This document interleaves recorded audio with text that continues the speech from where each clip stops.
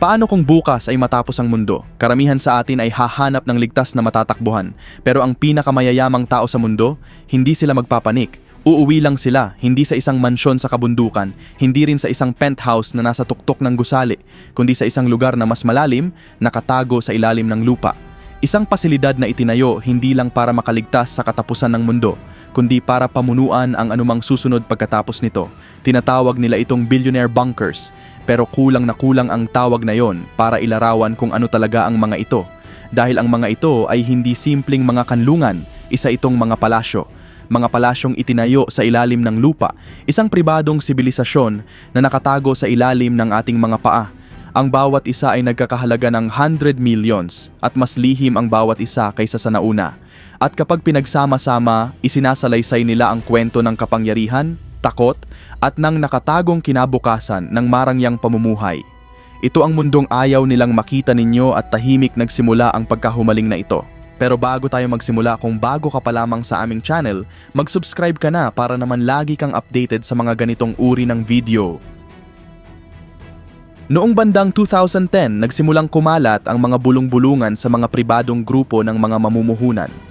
Ang mga founder ng mga tech company, hedge fund managers at mga tagapagmana ng malaking yaman sa langis ay unti-unting bumibili ng mga lupain sa malalayong bahagi ng New Zealand, Colorado at kanayunan ng Czech Republic. Sa simula, inakala ng marami na isa na naman itong koleksyon ng mamahaling real estate, isa pang simbolo ng kayamanan.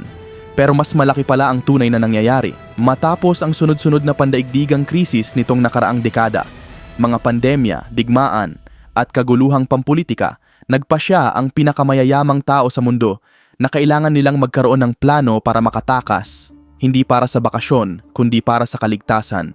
Ibinuhos nila ang kanilang napakalalaking yaman sa pagtatayo ng mga lihim na mundong nasa ilalim ng lupa, mga lugar na idinisenyong magpatuloy, kahit bumagsak ang mismong sibilisasyon ng tao. Hindi na sapat ang mansyon na may panic room. Ngayon, gusto na nila ng isang buong ecosystem, kayang mabuhay ng mag-isa sa ilalim ng lupa. Kapag bumagsak ang sibilisasyon sa ibabaw ng mundo, lilipat na lang sila sa ibaba. Sa Czech Republic, may isang kumpanyang tahimik na naging pamantayan sa industriyang ito, ang Oppidum. Ang kanilang slogan ay Luxury Fortified for Life.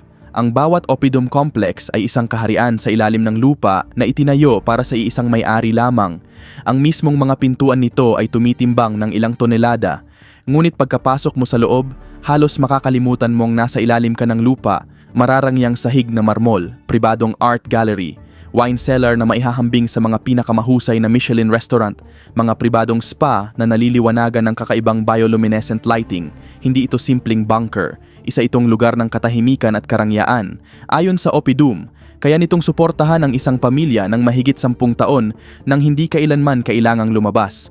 Mayroon itong hydroponic farms, makabagong air filtration systems, at maging mga kisaming ginagaya ang sikat at paglubog ng araw gamit ang artificial daylight. Walang bintana. Pero hindi kailanman nagiging madilim. Sinasabi pa ng ilan na ang disenyo nito ay kahawig ng mga pinakamarangyang resort sa Dubai. Ang kaibahan lang, nakatago ang lahat sa ilalim ng mga bundok. Maaaring gumuho ang mundo sa ibabaw, pero sa ilalim ng lupa, tuloy pa rin ang musika.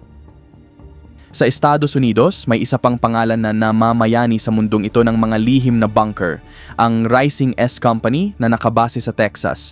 Nagsimula silang gumawa ng mga tradisyonal na survival shelter. Ngunit kalaunan, dumating ang bagong uri ng mga kliyente. Mga taong hindi na kontento sa malamig at bakal na bunker na parang pasilidad ng militar. Ang gusto nila ay mga lobby na may marmol, pribadong sinehan, at lahat ng luho na maaari nilang dalhin sa ilalim ng lupa. Ang pangunahing modelo nila, ang aristocrat, ay ipinapakilala bilang isa sa pinakamarangyang underground shelter sa buong mundo. Mayroon itong bowling alley, gym, game room, greenhouse, at maging sariling shooting range. Ang panimulang presyo nito ay $10 million at hindi pa kasama roon ang elevator na may gold-plated na disenyo. Ayon sa Rising S Company, nakapaghatid na sila ng mga bunker sa mahigit 20 bansa. Karamihan sa mga ito ay nakabaon sa ilalim ng malalawak na ranch, pribadong bakasyunan o kaya'y nakatago sa loob ng mga kabundukan. Halos tuluyan silang naglalaho sa tanawin. Walang nakakakita sa mga ito maliban sa mismong may-ari at sa kanilang mga pribadong piloto. Mahigpit na inililihim ng kumpanya ang lokasyon ng bawat bunker.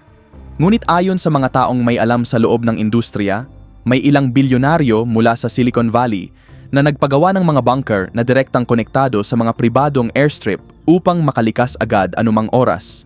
Kapag may krisis, lumilipad ang kanilang mga pribadong jet sa loob lamang ng ilang minuto patungo sa mga coordinated na iilang tao lamang ang nakakaalam. Para sa karamihan ng tao, isa lamang itong labis na takot. Ngunit para sa kanila, isa itong uri ng insurance. Bakit nga ba ganun na lamang ang kanilang pagkahumaling sa seguridad? Dahil para sa mga ultra-rich, ang kaligtasan ay hindi lang tungkol sa pananatiling buhay. Ito ay tungkol sa pagpapanatili ng kapangyarihan at kontrol. Bawat henerasyon ng mayayaman ay may sarili nitong kuta. Noong panahon ng mga Panginoong Piyudal, mayroon silang mga kastilyo. Noong panahon ng mga industrialist, mayroon silang malalawak na pribadong hasyenda na mahigpit ang seguridad.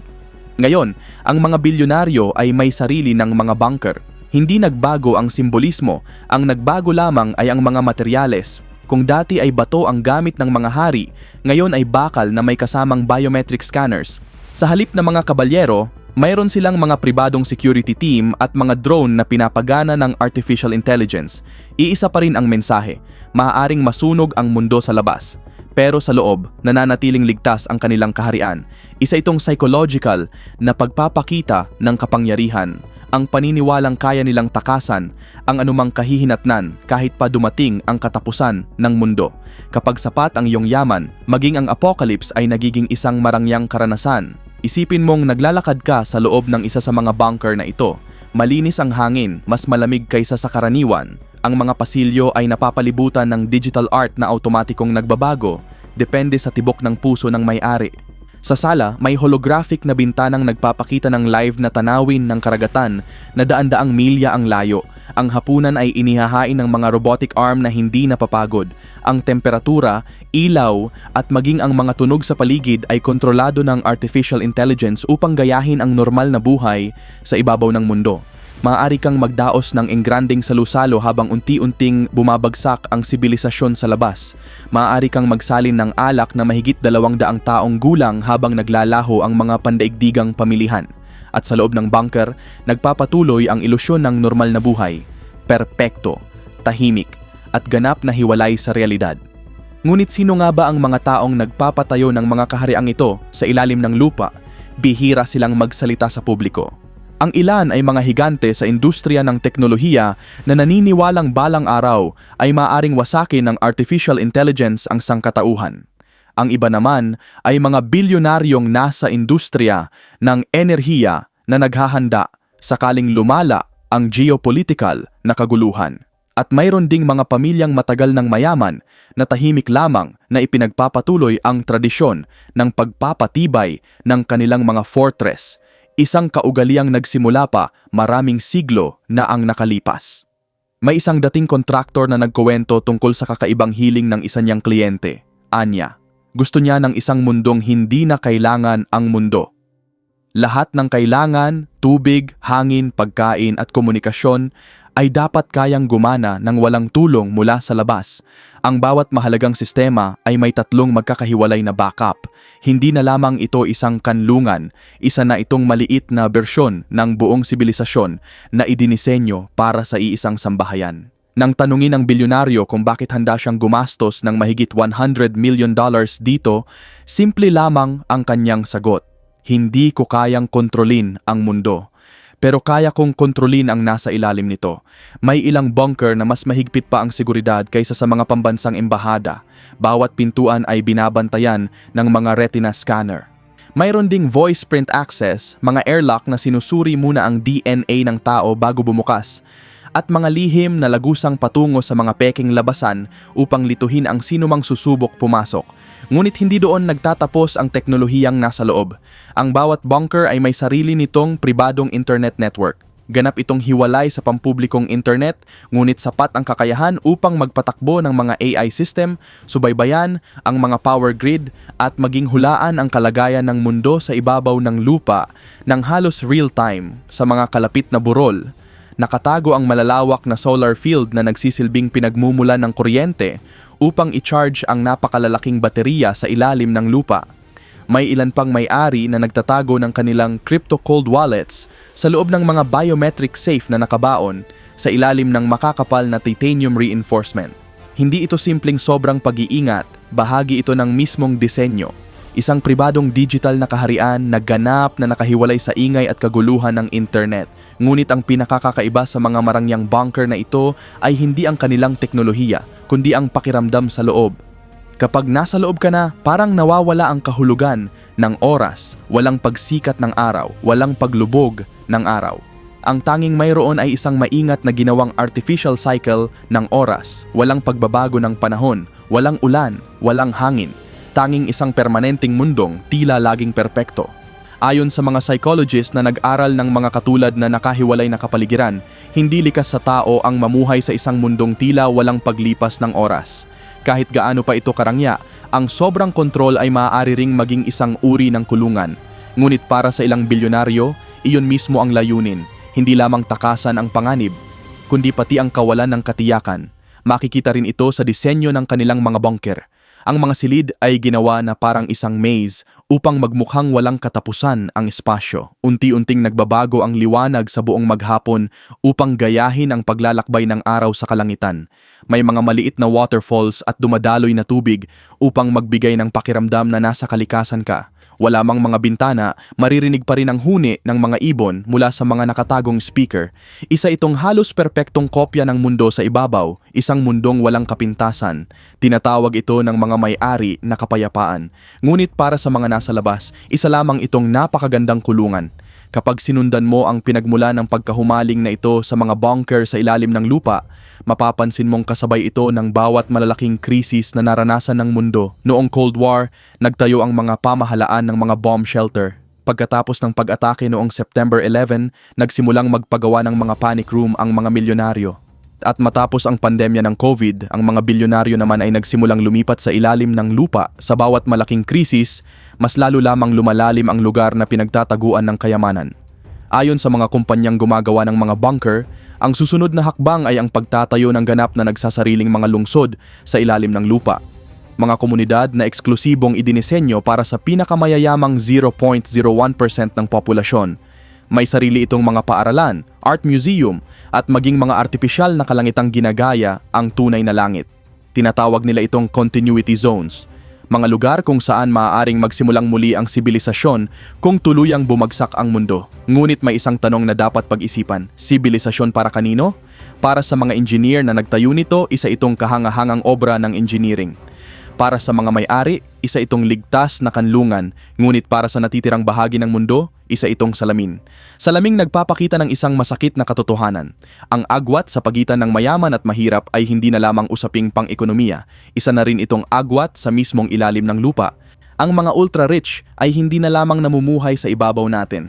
Ngayon, namumuhay na rin sila sa ilalim natin, hindi nakikita, hindi naaabot, at marahil, balang araw, hindi na rin maaapektuhan ng anumang mangyari sa mundo. Gayunpaman, hindi lahat ng may-ari ng bunker ay pinaghaharian ng takot. Para sa ilan, isa lamang itong bagong simbolo ng katayuan, isang bagay na maipagmamalaki, isang patunay na handa sila sa hinaharap. Kung paanong ang mga mamahaling yate ay naging simbolo ng kalayaan, ang mga bunker naman ay naging simbolo ng pananatili. Ang yate ay lumulutang sa ibabaw ng karagatan.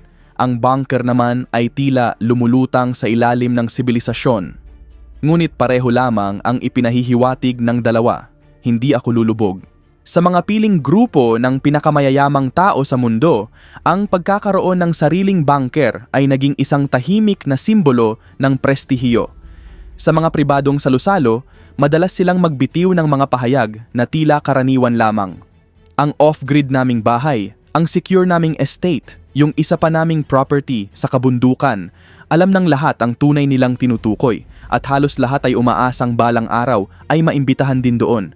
Dahil para sa mga taong pakiramdam ay nasa kanila na ang mundo, ang susunod na pinakamahalagang gantimpala ay ang pagmamay-ari ng kinabukasan. Mayroon ding mga usap-usapan, hindi pa ito napatutunayan, ngunit patuloy itong umiikot. Sinasabing may ilang bilyonaryo ang lihim na nagtutulungan upang bumuo ng magkakaugnay na network ng mga marangyang bunker, isang nakatagong sistema na umaabot mula North America hanggang Europe at Oceania. May sariling mga encrypted satellite, mga lihim na komunikasyon, at magkakaugnay na protokol upang mabilis na makapasok ang bawat isa. Parang isang aninong sibilisasyon na kayang muling paandarin ang ekonomiya ng mundo mula sa mga server na nakatago sa ilalim ng lupa.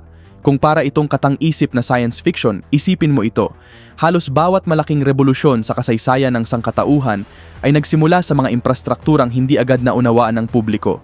At sa pagkakataong ito, nakabaon ang lahat sa ilalim ng makakapal na konkreto at katahimikan. Ngunit ano nga ba ang tunay na pakiramdam ng pamumuhay sa loob ng isang bangker ng bilyonaryo? Isipin mong lumipas ang ilang linggo nang hindi mo man lamang nasilayan ang kalangitan. Ang iyong pagkain ay nagmumula sa mga hydroponic garden na pinapailawan ng mga artificial na araw. Hindi nagbabago ang temperatura, hindi tumitigil ang mahinang ugong ng mga generator. Unti-unti mong makakalimutan ang pakiramdam ng hangin na humahaplos sa iyong balat. Makakalimutan mo rin ang ingay at kaguluhan ng maraming tao.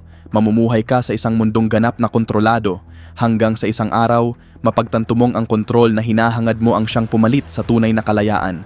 Marahil, iyon ang tunay na kapalit ng ganap na seguridad. Habang lalo kang yumayaman, lalo kang natatakot na mawala ang lahat. At sa walang tigil na paghahangad ng kaligtasan, nabubuo mo rin ang isang bagay na hindi kayang bilhin o protektahan ng kahit gaano karaming pera. Ang pag-iisa, ngunit may isa pang pananaw ang ilang eksperto. Ang teknolohiyang ginagamit sa mga bunker, mga selyadong kapaligiran, renewable energy systems, at artipisyal na liwanag ay maaaring maging pundasyon ng mga koloni ng tao sa Mars balang araw. Sa kakaibang paraan, maaaring ang mga bilyonaryong nagpapatayo ng mga bunker ngayon ay nagsasanay na para sa susunod na yugto ng sangkatauhan. Ngayon, sa ilalim ng lupa, bukas, sa ibang planeta. Mula sa isang survival bunker, patungo sa isang trono sa pagitan ng mga planeta, at naroon ang pinakamalaking kabalintunaan. Habang patuloy silang naghuhukay ng mas malalim upang takasan ang mundo, ang natitirang sangkatauhan naman ay patuloy na tumitingala sa kalangitan, nangangarap na balang araw ay makalipad patungo sa mga bituin. Ang isa ay naghuhukay pababa sa ilalim ng lupa. Ang isa naman ay patuloy na tumitingala sa kalangitan, ngunit iisa lamang ang kanilang hinahabol, isang lugar na hindi maaabot ng kaguluhan. Marahil, iyon ang tunay na kahulugan ng karangyaan, isang paraan upang paniwalaan ang sarili, na kaya mong lampasan ng anumang hindi tiyak na hinaharap. Sa pamamagitan man ng mga kumot na yari sa pinakamahal na seda o ng makakapal na bakal na pader, iisa lamang ang ipinapangako ng lahat ng ito. Magiging ligtas ako, mabubuhay ako magpakailanman. Kapag binalikan ng mga historiador ang panahong ito, maaaring hindi ang ating mga lungsod o matatayog na gusali ang kanilang unang maaalala. Sa halip, ang nasa ilalim ng mga ito, mga lihim na pasilyong napapalamutian ng ginto, mga selyadong pintuang hindi kailanman nabuksan, at mga silid na tahimik na naghihintay sa mga may-ari na maaaring hindi na kailanman makabalik. Sapagkat ang tunay na karangyaan ay hindi nawawala, mas lalo lamang itong lumalalim, at sa ilalim ng ingay ng mundo, malayo sa ilalim ng ibabaw ng lupa, tahimik na naghihintay ang mga trono ng pinakamayayaman, naghihintay sa katapusan, o marahil sa isang panibagong simula. At kung nais mong patuloy na tuklasin ang mga lihim na mundo ng kayamanan at kapangyarihan, ang mga nakatagong palasyo, ang makapangyarihang mga dynasty at ang mga imperyong bihirang masilip ng publiko. Samahan mo kami dahil simula pa lamang ito, mag-subscribe sa Noel Polo TV at tuklasin ang mundong hindi nila kailanman nilayon na makita ng publiko.